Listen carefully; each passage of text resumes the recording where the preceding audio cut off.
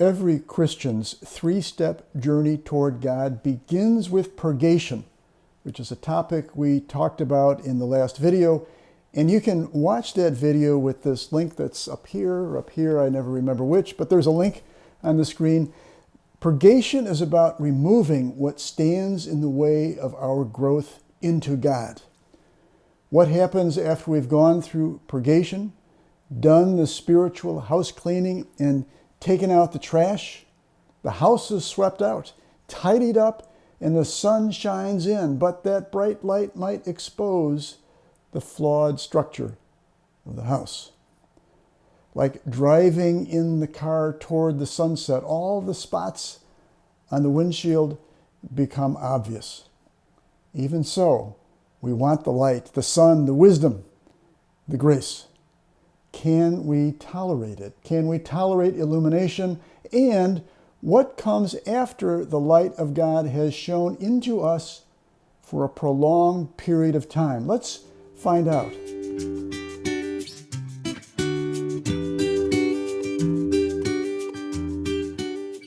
Now, last time I talked about the idea from a book by Sister Ruth Burrows, a book called Guidelines for Mystical Prayer. And her idea was that the three-step process toward God can be imagined helpfully to be three different islands. And these islands are connected by a bridge. One island is the gateway to the next over the bridge. When we have fully lived on and explored the island of purgation, where we find out about our character flaws, our sinfulness, our compulsions, where we submit ourselves to being made whole, where we seek and receive the grace of God to make ourselves new, in time we tiptoe out onto the bridge toward Illumination Island. And so off we bravely go in the next step of seeking to be one with God. I say bravely because it's not 100% clear that this is the easier path. We may have grown quite accustomed to who we are. We may like our idiosyncrasies, to utilize a euphemism for our own sinfulness and brokenness.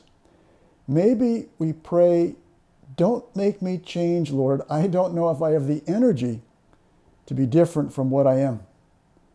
But we trust in God's goodness. We have those defects in us removed. Illumination is a time of being filled. But with this filling, there is simultaneously an emptying. All those parts of who we had built ourselves up to be will disappear when the light shows these elements are not of God. And the pride in us might resist this. We might have to admit that we are not quite as smart or holy or whatever as we thought we were. Or maybe in illumination the opposite happens. Perhaps our life has been one lacking in valuing ourselves at all. And now in illumination, God comes and says that he has a better way, that he can give us more than we think we deserve.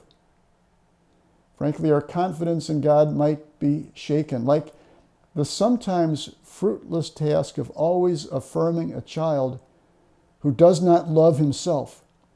We might wonder if God knows what he is doing. The old self dies slowly. An important part of the self is our mind. In the past, we had thought in our heads about God. We had used the good mind that God gave us, and we did so appropriately. But now in illumination, intellectually apprehending God can fade for moments, and a new challenge then presents itself. For example, how do we now live in the Trinity instead of only thinking about the Trinity? We become aware that mystical knowledge and experience of God is something different from looking at God from an intellectual or conceptual standpoint. If I think that my mind is who I really am, What has become of me when I begin to know in a new way, in a mystical way, now that the illumination of God shines into me in a way that never happened before? Suppose love becomes the motive force instead of the intellect. Illumination puts us off balance, and as we tip over, as we capitulate, we are living a different life from what we had on the island of purgation. Now, instead of working and receiving grace to change ourselves, we are now more and more trusting in God to make us new. To describe the island of illumination, we can use all sorts of images and metaphors of opening windows to let the sun in, to letting God's grace show us what has been hidden in us. But the fear can be that when the doors to our souls and psyches are opened, it might be like opening the door to an empty, fully swept out closet. Maybe there's nothing there. Maybe who I was is gone, and I'm not sure of who is occupying this body of mine right now. But with trust in God's goodness, we say, Lord, let your sun shine in. Let your grace overwhelm me. Make me in your image again. In saying these words, we are subordinating our plans to God's, or even better, seeking to have his plans be ours. Illumination is a time of receiving and yearning to grow toward the light like a sunflower turning toward the sun. But as the saints tell us, there is a further, deeper life in God, and that is when, at long last, we have left the island of illumination and stepped onto the bridge, stretching out toward the island of union. There are reports to us of what life is like there in that distant land. On this island, the purgated and illumined person opens fully to God. The individual personality does not disappear, however. Each of us is a unique and beloved individual, but now becomes uniquely united with the Creator. The union is of my will and God's. Like Sister Ruth Burrows, whose wisdom informs much of this video and the previous one on purgation, I have to disclaim any personal ability to report to you what life on the island of union is like. I only tell you what others have told me.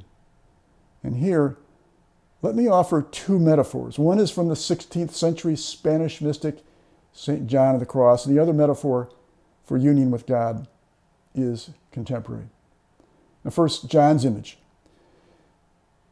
Union is to be likened to a log on a fire. And initially, the log is wet and has moss and debris and imperfections on it, all of which is gradually burned away on the fire. You know how a fire, it pops, it crackles, and the log hisses and releases the water as steam, and it becomes hotter and hotter. In time, the log becomes fully afire, and finally, the log is totally a glowing and fiery ember. The log ceases something of its own existence, becomes, so to speak, one with the larger fire.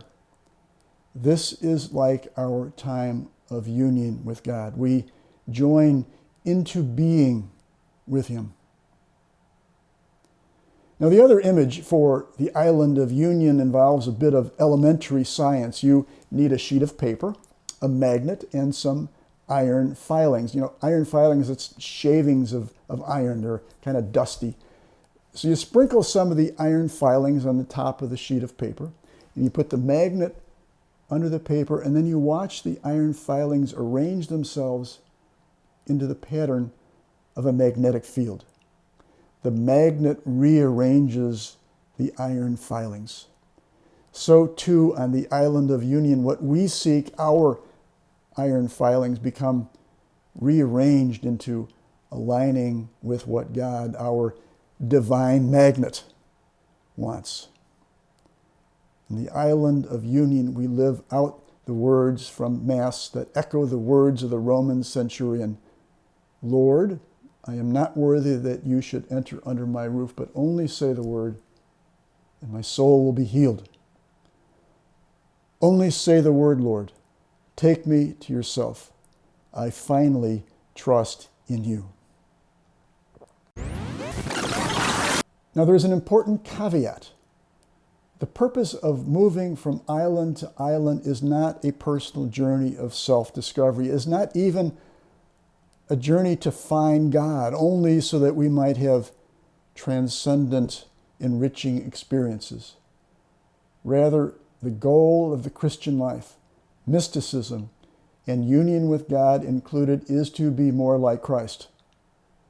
Although Jesus and the Father were one as Jesus did his work on earth, the work included being with others and showing them the way to the Father.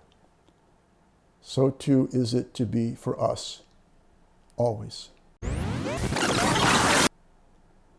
Thank you for watching. If you've received any benefit from the video, hit the like button and subscribe. Hit the alarm bell so you're notified when the next video is up. May God bless you, and may I come to join you on the island of union someday. Please wait for me. It may be a while for me.